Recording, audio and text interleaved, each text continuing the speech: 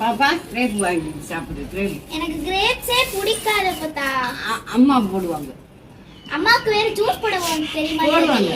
சரி நான் அம்மாட்ட போய் கேட்டு பார்ப்பேன். அம்மா அப்பத்தா இதுல ஜூஸ் போட சொன்னாங்கம்மா. என்னது இது கிரேப்ஸா? ஆ சரி இரு, இதில் ஜூஸ் போட்டுருவோம். இன்னைக்கு கிரேப்ஸில் ஜூஸ் தான் பார்க்க போகிறோம். ஹெல்த்துக்கு ரொம்ப நல்லது கருப்பு திராட்சை. இதை நல்லா முதல்ல தண்ணியில் வாஷ் பண்ணி எடுத்துக்கோங்க. அதோட லெமன் கொஞ்சம் புதினா எடுத்துக்கிறோம். இது மெட்டபாலிசத்தை உடலில் ரொம்ப அதிகமாகவே நமக்கு கொடுக்குது. அதோட நோய் எதிர்ப்பு சக்தி ரொம்ப ரொம்ப அதிகமாகுது.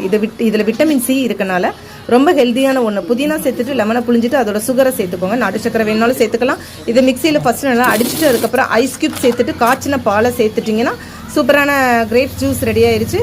ஸோ நீங்களும் இதை கண்டிப்பாக நீங்கள் ட்ரை பண்ணி பாருங்கள். இந்த சம்மருக்கு இதமான இந்த ஜூஸ் ஃப்ரூட்ஸ் குழந்தைங்களாம் சாப்பிட மாட்டாங்க இல்லையா? ஸோ இந்த மாதிரி நம்ம ஜூஸ் பண்ணி கொடுக்கும்போது அதனுடைய முழு சத்துக்களுமே நம்மளுக்கு கிடைக்கும்.